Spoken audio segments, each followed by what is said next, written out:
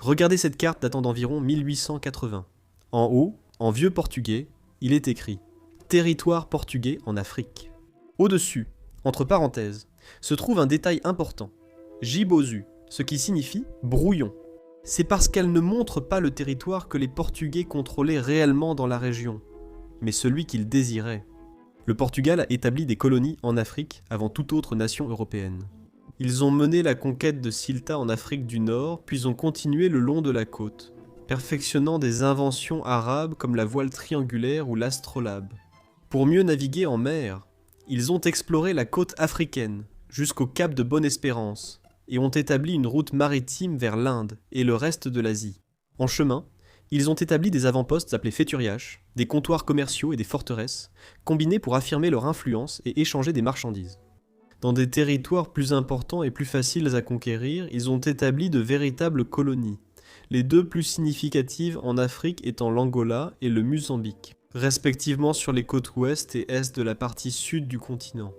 Dans les années 1880, alors que l'Europe se préparait à se réunir à Berlin pour discuter de l'Afrique en délimitant les lignes de contrôle et les colonies de facto de chaque puissance coloniale européenne, les Portugais eurent une idée. Et si nous pouvions unir nos colonies d'Angola et de Mozambique en créant un pont terrestre à travers le continent, reliant l'océan Atlantique et l'océan Indien? Ils fondaient leurs revendications sur le fait qu'ils étaient ceux qui avaient découvert le territoire et sur le fait qu'ils l'avaient récemment exploré. Envoyant des expéditions entre les deux colonies, imaginez-vous dans l'une de ces expéditions traversant simplement un territoire complètement inconnu. Un tel territoire pourrait offrir aux Portugais d'énormes avantages à l'échelle mondiale. Si vous connaissez l'histoire coloniale, vous savez que le Portugal n'a pas obtenu ce territoire. Ils ont gardé l'Angola et le Mozambique, mais la terre entre les deux a été donnée aux Britanniques. Les Britanniques ont refusé de reconnaître la revendication portugaise sur ce territoire, car elle n'était pas fondée sur une occupation effective, conformément aux termes de la conférence de Berlin. C'était le critère à remplir pour se voir attribuer un territoire en Afrique. Le fait est que les Britanniques non plus n'avaient pas vraiment une occupation effective de ce territoire. Cecil Rhodes, fondateur de la British South African Company, avait envoyé des expéditions dans le territoire et poussé les Britanniques à en prendre le contrôle officiel. Mais certains affirment que la véritable raison pour laquelle ils ne voulaient pas soutenir la revendication du Portugal était liée à leur propre objectif. Alors que le Portugal visait à relier l'océan Atlantique à l'océan Indien, les Britanniques avaient un plan bien plus ambitieux, relier leur colonie nord-africaine d'Égypte à leur colonie d'Afrique du Sud, en connectant le Cap au Caire par un chemin de fer transafricain. Cela n'a pas été fait lors de la conférence de Berlin, car l'Allemagne a eu des colonies en Afrique de l'Est, devenues britanniques après la Première Guerre mondiale. Malgré tout, ils ne voulaient pas d'obstacles supplémentaires. En 1890, les Britanniques ont lancé un ultimatum au Portugal, forçant les Portugais à céder et humiliant effectivement la monarchie portugaise, ce qui a sans doute ouvert la voie à son effondrement ultérieur. Donc, dans cette vidéo, je veux explorer ces sujets. Comprendre comment les Portugais voulaient créer une supercolonie à travers le continent, comment les Britanniques et d'autres puissances européennes ont refusé, humiliant le Portugal, comment ces événements ont contribué et sans doute mené à l'effondrement de la monarchie portugaise, et comment l'histoire aurait pu être différente pour le Portugal et l'Afrique s'ils avaient effectivement réussi dans leurs revendications.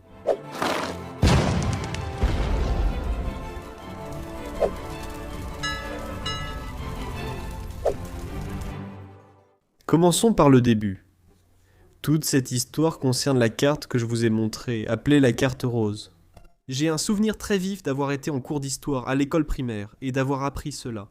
La carte a commencé à être préparée en 1885 pour représenter cette revendication de souveraineté portugaise sur un corridor terrestre reliant les colonies portugaises déjà existantes de l'Angola et du Mozambique.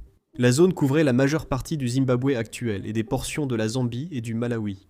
En voyant les cartes de l'Angola et du Mozambique, on pourrait penser qu'ils voulaient simplement relier ces deux territoires, ce qui semblait raisonnable.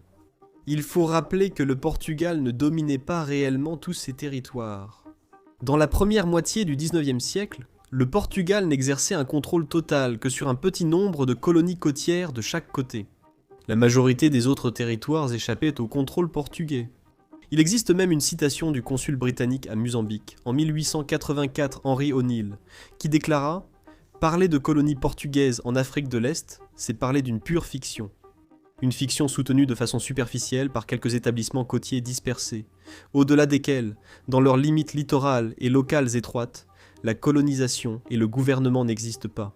Sachant que cela était vrai, entre 1840 et 1869, le Portugal a cherché à étendre ses territoires sous contrôle de facto.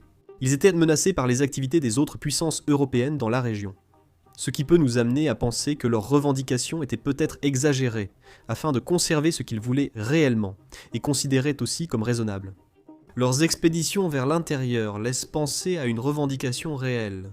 La Société de géographie de Lisbonne a créé une commission pour envoyer des expéditions commerciales et scientifiques dans les territoires africains profonds. L'explorateur portugais Alessandro de Serpa Pinto en a dirigé 3.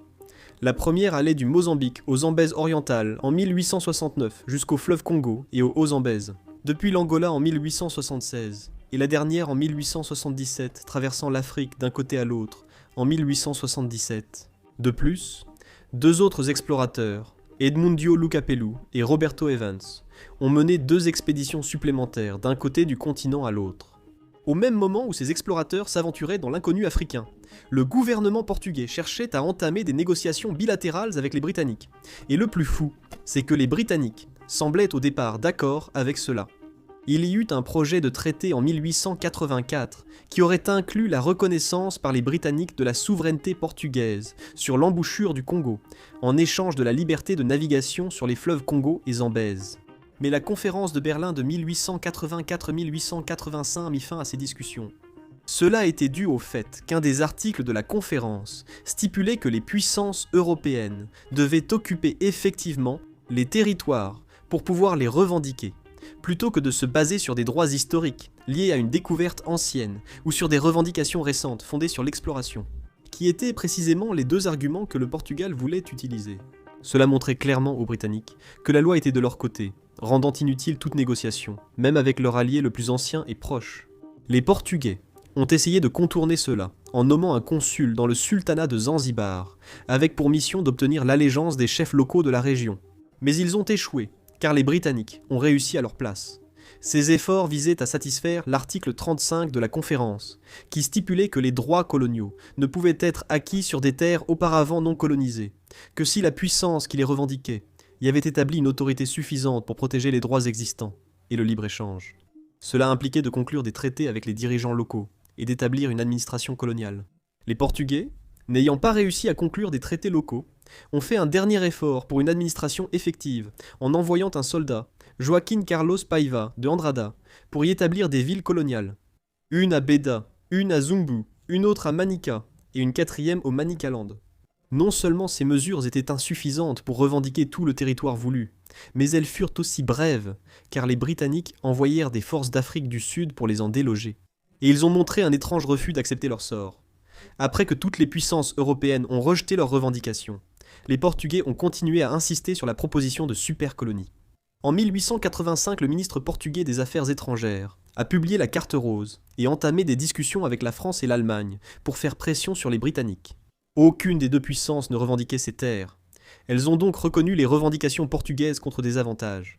Le Portugal a aussi abandonné une revendication en Guinée face à la France, envers l'Allemagne. Ils ont modifié la frontière avec l'Afrique orientale allemande au profit des Allemands, abandonnant d'autres revendications françaises et allemandes contre une demande que ni Français ni Allemands ne pouvaient satisfaire, et qu'ils ont ensuite refusé de reconnaître, croyant avoir le soutien des 2 puissances européennes. Le Portugal a relancé les négociations avec les Britanniques pour les convaincre d'accepter l'idée, tout en poursuivant l'envoi de troupes et d'expéditions sur le territoire. Irrités par l'insistance portugaise, fâchés par les discussions secrètes avec Français et Allemands, ou voulant défendre leurs intérêts, les Britanniques en avaient fini avec cette question. En 1890, le Premier ministre britannique Lord Salisbury a adressé un mémorandum au gouvernement portugais, accompagné d'un ultimatum. Les Portugais devaient retirer toutes leurs troupes de la région et abandonner leurs revendications. Sinon, il y aurait la guerre entre les 2 pays. Le roi portugais, Charles Ier, a accepté l'ultimatum. Sur le plan intérieur, cela a été perçu comme une humiliation pour les Portugais, car c'était une cause importante depuis si longtemps. Par leur propre entêtement, cela a provoqué des manifestations et des émeutes anti-britanniques au Portugal. C'est très étrange. Pourquoi ont-ils continué à insister là-dessus? Ils ont échoué dans les négociations avec les Britanniques, n'ont pas réussi à convaincre la conférence ni à respecter ses règles, et ont échoué à négocier avec les populations locales. Ils ont ensuite misé la réputation du régime sur un objectif clairement inatteignable. Les républicains portugais s'en sont servis comme prétexte pour attaquer le gouvernement, et ont organisé un coup d'État raté à Porto en 1891, suivi d'une croissance de leur mouvement, et du point culminant avec l'assassinat du roi et de son héritier en 1908. Et une révolution réussie en 1910 qui mit fin à la monarchie dans le pays pour toujours. Mais que se serait-il passé si ces négociations avec les Britanniques avaient réussi, et si la conférence leur avait laissé le territoire? La réalité, c'est que cela n'aurait sans doute pas changé grand-chose. Le Portugal aurait eu un contrôle territorial un peu plus large en Afrique. Bien sûr, mais l'intérieur de l'Angola et du Mozambique n'a jamais vraiment été développé. Peut-être aurait-il eu plus de ressources, et le pays aurait davantage bénéficié économiquement de l'empire colonial, et leur rôle durant la Première Guerre mondiale contre les Allemands en Afrique aurait pu être plus important, même si c'était déjà le cas dans le nord du Mozambique. Après la guerre, une partie de l'Afrique de l'Est aurait pu leur revenir, élargissant leur supercolonie, mais cela me semble peu probable. La décolonisation aurait eu lieu quoi qu'il arrive, comme pour les autres puissances européennes. Le seul autre grand changement que cela aurait pu entraîner serait la poursuite de la monarchie portugaise. Il existait de nombreux autres problèmes structurels, et ce n'est pas seulement la capitulation à l'ultimatum qui a causé son effondrement. Mais obtenir une telle victoire diplomatique aurait pu changer la donne pour les royalistes. C'est peut-être la raison pour laquelle ils y tenaient autant. Le Portugal aurait pu rester monarchie jusqu'à aujourd'hui, comme l'Espagne. Peut-être auraient-ils évité leur régime militaire puis autoritaire et dictatorial qui a refusé de décoloniser et a créé une guerre coloniale qui a détruit le pays de l'intérieur. Et si c'était le cas, cette super colonie aurait-elle obtenu son indépendance comme pays séparé ou comme un unique super pays africain? Peut-être que le succès potentiel de l'insistance du Portugal sur ce territoire aurait pu mener à la création d'un super pays africain. De nos jours, ce serait la nation la plus riche, développée et prospère du continent. Mais malheureusement, nous ne le saurons jamais. Voilà donc l'histoire de l'idée folle du Portugal pour une super colonie africaine, en 1890. Qu'en pensez-vous? Auriez-vous aimé voir cela se produire? Pensez-vous que les Portugais ont été intelligents dans la façon dont ils ont poursuivi ce projet? Dites-le moi dans les commentaires. Un grand merci à mes mécènes pour leur soutien direct sur Patreon. Et merci à vous d'avoir simplement regardé cette vidéo. Je vous retrouve la prochaine fois pour plus de culture générale.